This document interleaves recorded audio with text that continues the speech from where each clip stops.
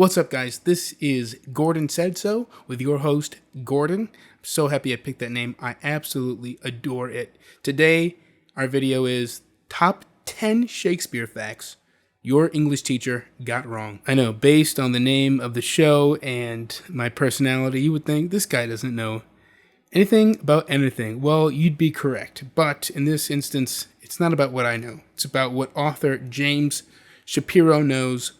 Most of these facts are from his book, The Year of Lear, 1606. I love that book. It's one of my favorite histories, if not my top favorite history. I love Shakespeare, and so that is why it's one of my favorite histories. It's a history about Shakespeare. And it is so in-depth. It is so precise. I mean, it's exhaustive what he went through to produce this book, and the people that he cites as sources in his book. It's exhaustive what they went through to get these facts unearthed, as it were. So here we go. Top 10 Shakespeare facts your English teacher got wrong. I'm going to start at 10, make our way down to 1, and just beforehand, we're going to give some honorable mentions. Number 10, Shakespeare had a wider vocabulary than you. This is widely reported, but it is categorically false. It's so easily proven. So why would they say this if it's so easily disproven? Well, it might have been true 100 years ago. It might have been true 100 years ago, because there's just an exorbitant amount of common words we have today that are pure invention of the Industrial Revolution. So, for instance, Shakespeare does not know the word proton. He did not know that. It did not exist. Electron. Already, you probably fired off 1,000 words related to those that he never would have known. So yeah, all of those chemistry terms, physics terms, mathematical terms, historical terms, social terms, stuff like that. These are things he would not have known anything about. They were not in his vocabulary. And because there's so many of them, yes, the average human today probably has a vocabulary that is twice as large as Shakespeare's. Estimations, they vary. 20 to 30,000 words for Shakespeare. I would say 22,000 is probably a good estimate. 25,000. A lot of these estimations, they overcount. So spelling was never consistent back then. There was no dictionary that said this word is spelled this way, the way that we have it now, where we know the is spelled the. It's in the dictionary. That is how it's spelled. That is the only way to spell it. And different spellings lead to different meanings, different words. Not so back then. So a lot of times these estimations, they include one word, but spelled 2 different ways, 3 different ways. And they count it as 3 words. And other estimations don't do that. Other estimations are a lot more conservative in the estimation than they should be, so on and so forth. So I think a good estimation is 22,000. You probably know 40 to 60,000 words, depending on your level of education. But it's just these common words that did not exist back then, thanks to the Industrial Revolution. Microwave. They didn't have microwave back then. Number 9, he invented most of the words we use today. One of the reasons why this is false is because of the word invented. Invented, that's hard to prove.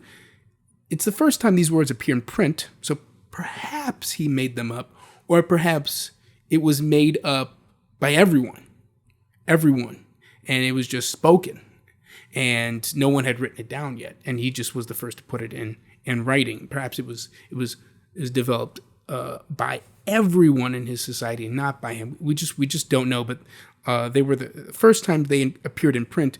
For instance, one, and it's building blocks of words. It's not just words, it's building blocks. So he invented uncommon, unseem, undo this button, Lear says when he's emotionally choked by the loss of his daughter. Undo this button. So he invented categories, or where he invented building blocks such as so on and so forth, and they extrapolate that data point, and they say he invented. Well, he invented a great deal. In great deal of words, thousands of words can be attributed to his initial to him putting them first in print. We don't know if he invented them. First in print is all we really can prove. Number 8, he hated his wife. In his will, he is said to have given his wife his second best bed. They're like, oh my God, he couldn't even give them their bed. He had to give them their second best bed.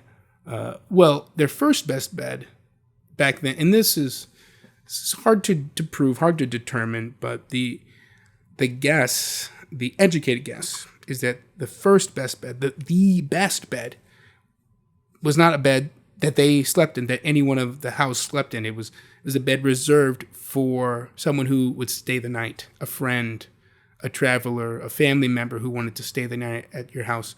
You would leave the best bed unoccupied for anyone who was stopping by your house for the day, for the week. It's a guest bed, was the best bed. And so it's said that the second best bed was actually the bed that he and his wife slept in. So that interpretation of the will is what leads to people say that he did not like his wife.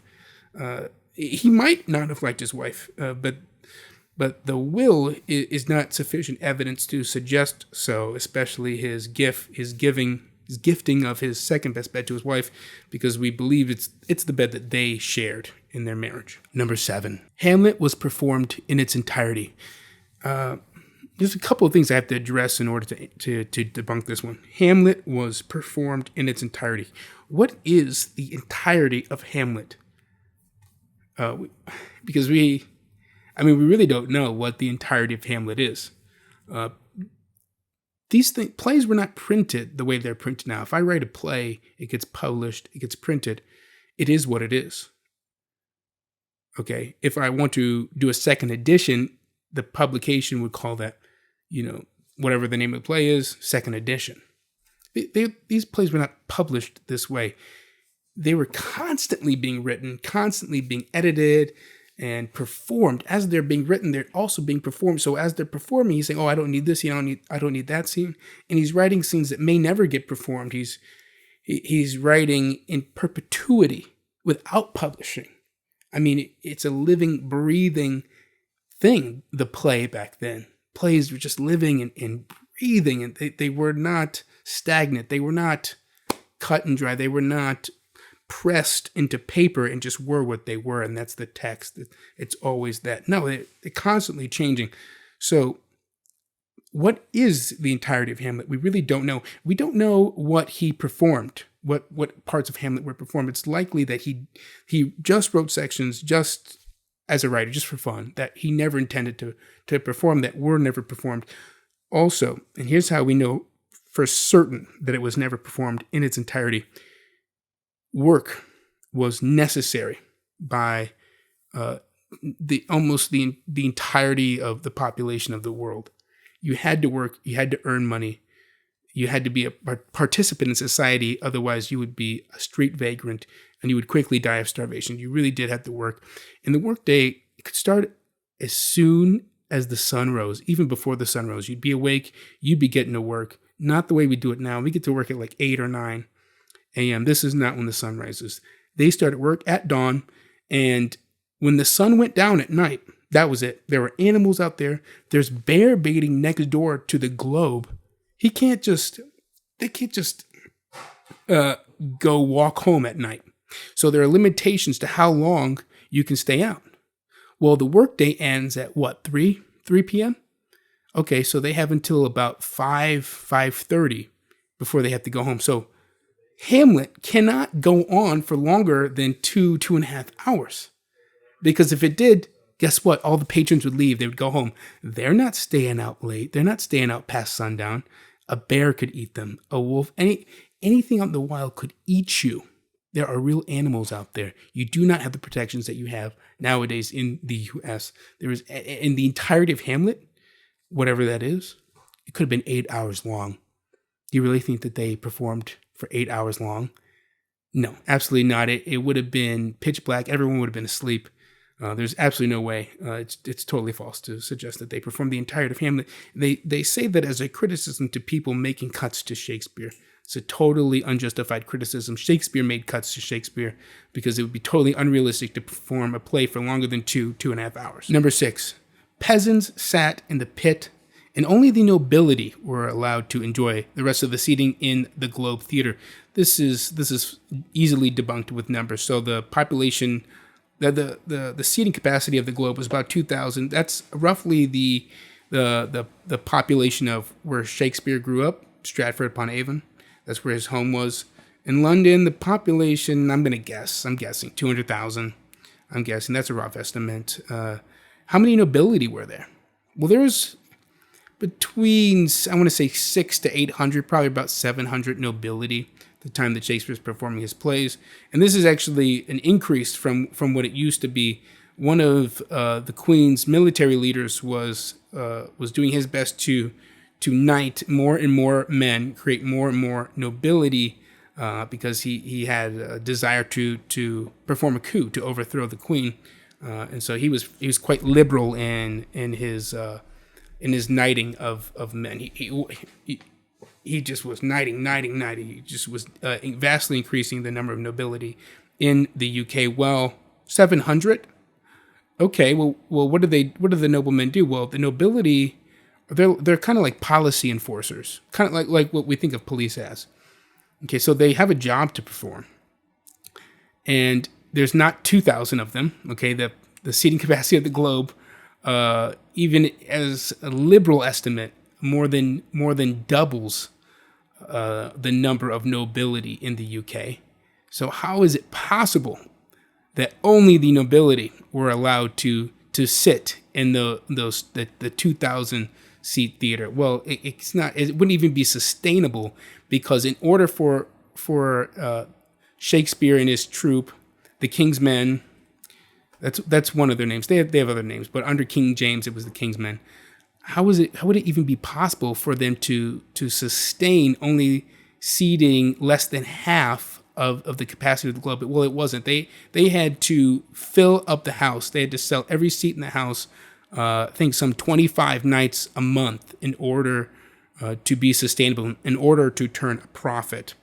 So it's unequivocally, it's totally false. Easily debunked with a couple numbers. No regular everyday people, peasants, were welcome to sit anywhere in the Globe that they wanted. They just had to pay. And if you were late, you still had to pay, but you just paid, and you brought your own seat, and you sat in the pit. But you could bring a chair into the pit, and you can sit in a chair in the pit. You did not have to stand. So that part is also false. Number 5, Shakespeare was meant to be read. After all, it's poetry. No, I guess this debunk is more an opinion, but no, Shakespeare was meant to be performed. It was meant to be performed. As a writer, he could have made it something to be read.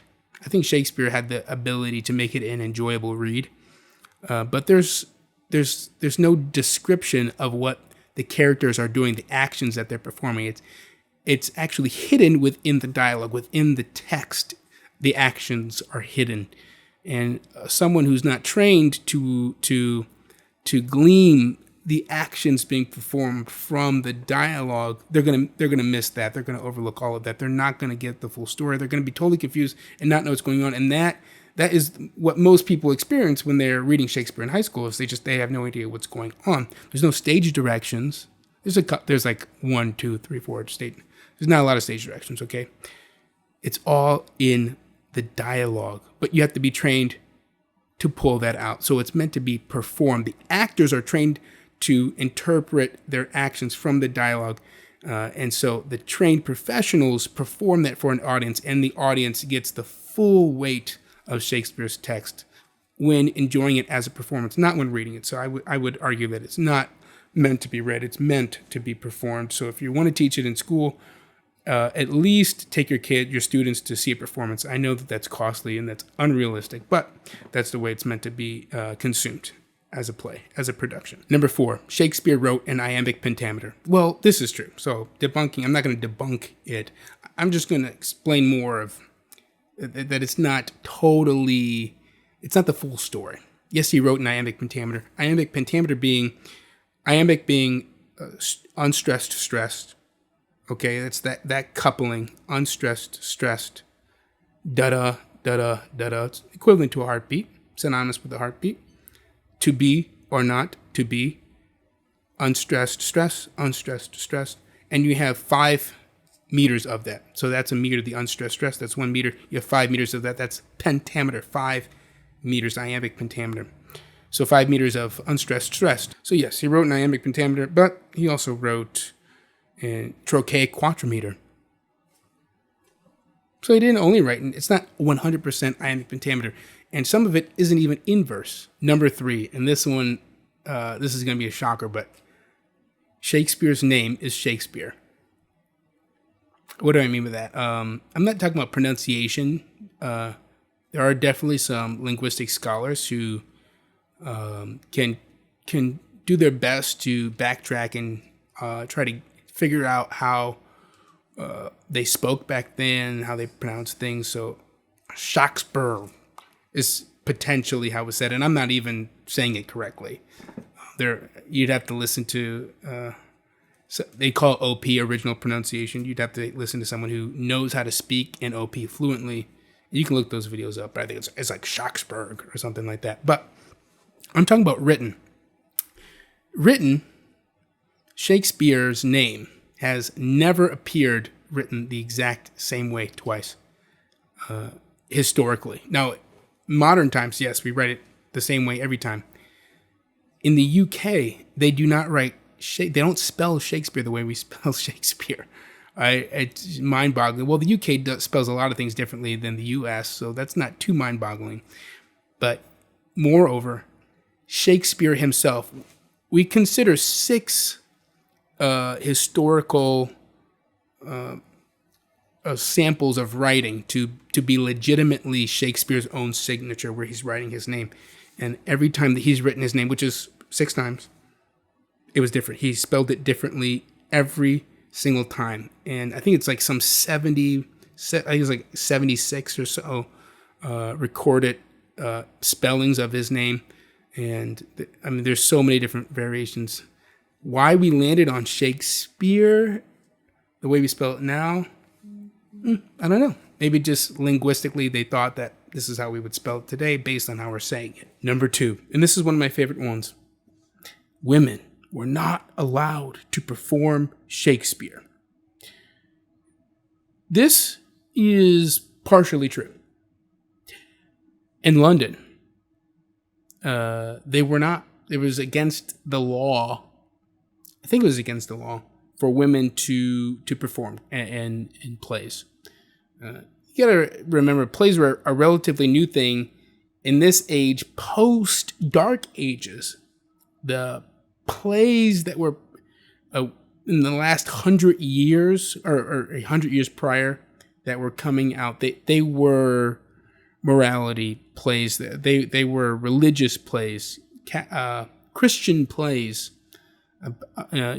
and they started developing laws about plays as this was going on, because the Dark Ages preceded this, so there weren't a lot of laws about it. And so as it became a growing profession, they restricted women from participating in it, largely because if women participated, then there would be fewer jobs for men, and men were the breadwinners. They were the primary breadwinners. This is just how society was. It just made sense. It wasn't necessarily sexism. It was their best way of making ends meet, of making things work. Men went into labor. They earned a living. Women stayed in the home. It wasn't sexism. This is just how they needed everything to be in order to make it work. Now we have a lot of advancements that allow women to join the workforce, particularly feminine care. They did not have that back then. But this was important, that women were not allowed to perform on the London stages so that men could hold those positions. But it wasn't true everywhere.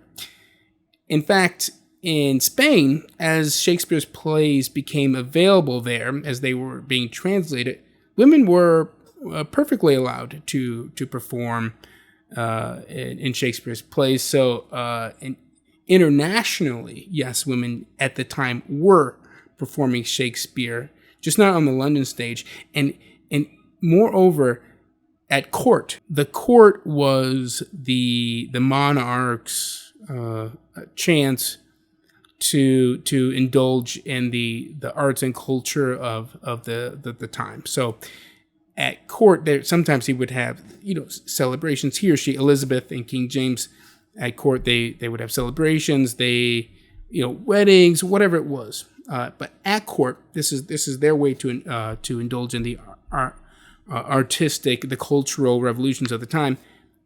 They would have people perform for them at court. That's what court was. This is the time to perform for the monarch. And at court, women were allowed in London to perform, to act on stage. And so there were women who were actors, but only at court mass, not just on the traditional London stage. It was only for the monarchs. Before we get to number 1, I'd like to do a few honorable mentions. 11. His father was a Glover. Yes, his father was a Glover. His father was many things. His father acquired a great deal of wealth, and so did Shakespeare over his lifetime. His father, one of the ways his father made money was he was a politician. He participated in local politics, and he was a loan shark, what we call it now. In those days, it was actually illegal. They understood enough about economics that they did actually go ahead and pass some laws that made it illegal to charge exorbitant interest off of loans. They didn't want people making an income, a yearly income, and not essentially not have to go to work day to day off of loans. Another thing that they did not want their citizens to be able to do is ascend the economic ladder, to have social mobility. So his father was a Glover, but he was many things. He did many different things throughout his life. Number 12, second honorable mention. Shakespeare's family was poor. This is piggybacking off of the previous honorable mention. They were not poor. They were wealthy. I'll leave it at that. Third honorable mention, number 13. Shakespeare wrote the King James Bible. This is popular folklore. This is unsubstantiated. Although I actually believed this for quite some time. I had read it a number of times, and I just like believing whatever I read. Whatever I read, it was totally fine. But there's little evidence to suggest that Shakespeare wrote the King James Bible. Given everything that he did write, it's unlikely that he would have had time to do that. Also, we have a pretty good idea of who did participate in the writing of King James Bible, and it was not Shakespeare. Now, on to number 1, the one you've all been waiting for. Shakespeare did not write Shakespeare. This is false. This is false. It's not easy to debunk, though, and that's why it earns the top spot. That's why it has been so pervasive in our education of Shakespeare. This question persists. It persists in a way that is profound. In Shapiro's book, The Year of Lear, 1606, he goes on about a discovery that the first instance, the first known occasion in which someone questioned the authorship of Shakespeare's works, of Shakespeare's plays. It was a century later, a century after his death, and it was by someone claiming to be a descendant of Francis Bacon. This woman made this claim that Francis Bacon wrote Shakespeare. He was the true author of Shakespeare, challenged the authorship of Shakespeare's great works in order to elevate herself economically, socially. if Francis Bacon was the author of these plays, and she was a true relative of Francis Bacon, this would result in her ascending the social hierarchy, and so she made these false claims, these baseless claims, in order to experience some sort of social mobility. And there's some evidence that she had some mental issues. It's not terribly well documented, but there's some evidence to it. And this is the first instance of a challenge to the authorship of Shakespeare, and it occurred over a century after he had died. So once you realize that, it's like, okay, so no one who lived during the time that these plays were being performed or written challenged the authorship. So it becomes quite clear that there's no real legitimate challenge to the authorship of Shakespeare, especially since it was by someone who potentially had some mental issues, and it occurred over a century after he died. Guys, that's my video. Thank you very much. I'm going to continue to produce content like this. I want to produce short videos. This one, I know this is a long video, but I want to produce long videos like this as well. If ever I just feel so inspired to do it, I'm going to do it. It's Gordon said so. So it's whatever I say goes. And if I want to make a long video, I can. If I want to make a short video, that's what I'm going to do. I'm going to do whatever I want. Thank you guys for joining me, and post in the comments if this list shocks you. If you heard these same lies in your English class, and post if you have a challenge to some of the debunking that has taken place here. All right, guys, I'll see you tomorrow. I post a new video every single day at 4 p.m.